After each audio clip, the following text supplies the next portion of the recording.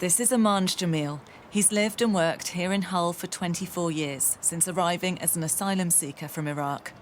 We've invited him to meet the man who organised the demo that led to racist violence in the city earlier this month. You must be John. Yeah, hello. You Amanj? I am, sir. Yeah, how are you, sir? How are you doing? Right. Are you okay? Yeah, I'm fine. How are you? I'm very well, thank you. I was in the mosque on that day. Police tried to hold back a mob as they hurled things towards the mosque where Amanj worships. People inside were injured as rocks were thrown. I'm really sorry for what happened to you and to your community within that mosque. What happened was my vigil of my protest got hijacked.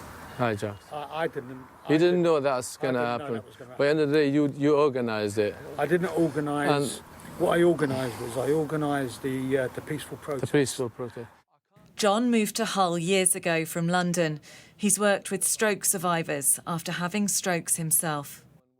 But if you're going to come to this country and try and impose and demand... This was him in a Stop the Boats T-shirt leading the rally that day. Pillage and kill.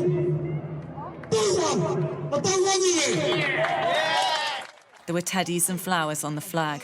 People have been asked to bring them in memory of the 3 girls killed in Southport. The situation started because of the Southport, or we just had enough of the... It wasn't actually because of that. I think... Because of the Southport? No, I'd actually... What happened to the kids in Southport? No, it wasn't just about that. Basically, what happened was I've actually been protesting against the state of the country. Yes. For quite a while now. And not knowing that diversity built the country. Yeah. And illegal immigration is is probably my main focus at the moment. Yeah. So I had a protest planned for about 3 weeks, but then what happened in Southport, we decided to use the opportunity to turn it into a vigil to remember the young girls. The young girls. And now I know that. But you did know that guy, he was born and bred in the UK. I never jumped on any of that. As the protests that day turned violent, a large crowd made their way to a migrant hotel in Hull city centre.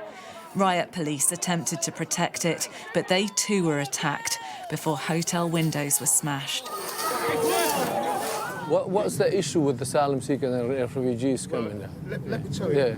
Let me explain to you. Okay. Because the way I see it, right. So from the outside looking in, this is what people are seeing.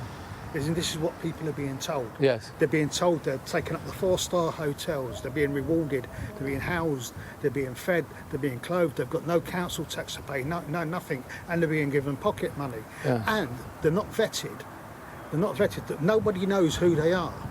And they're being allowed to walk around in city centres amongst children, amongst women, and nobody knows who these people are.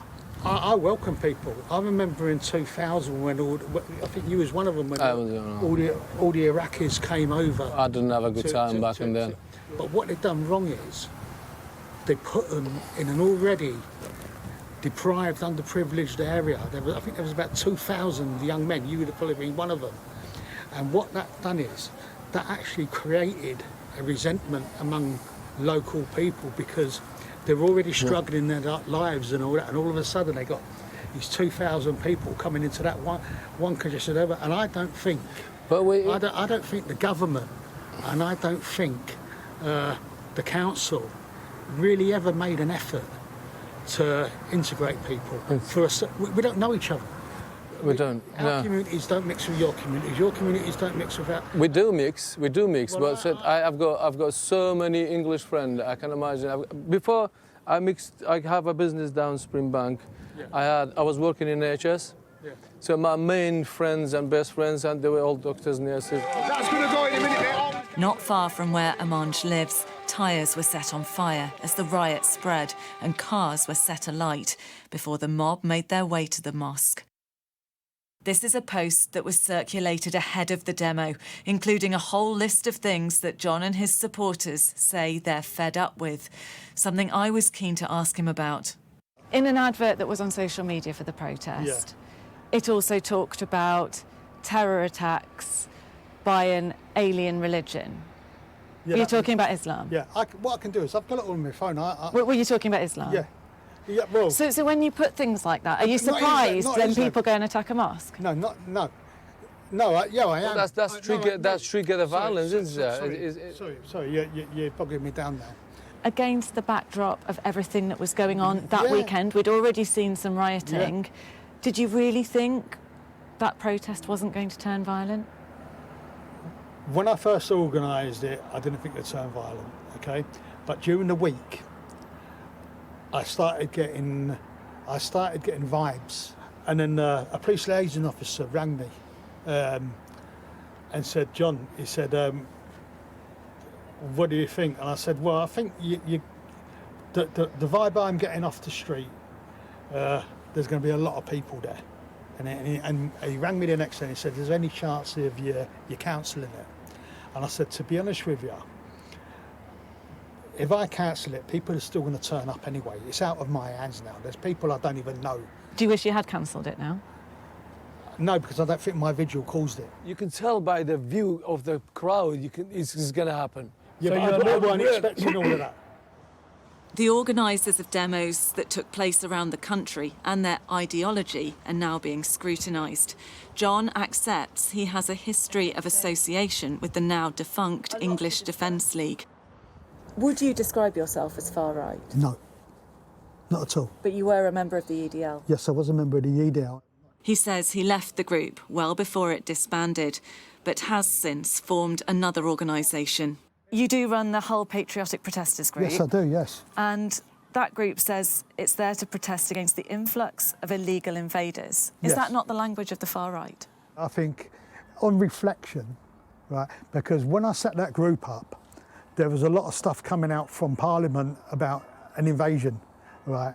I forget the politicians that were saying it, but everyone was calling it an invasion. On reflection now, I don't think it's the best choice of words. So you can see why somebody coming to one of your Hull Patriotic Protesters demonstrations Yeah, I can, yeah. might think this is a far right group. Yeah, I think I need to change that. But you need to be fair as well, Becca. You need to be fair because every single one of my posts, I always say black, brown and white unite. Yeah. I don't like racists. I don't like Nazis. I don't want violence. I don't want riots. I always say that. The message you put it in, it kind of trigger things for other people. You might have, in your opinion, that's what we're going to do at a peaceful demonstration. But other people who's understanding the message, I understand the message clearly, he says, let's go attack them.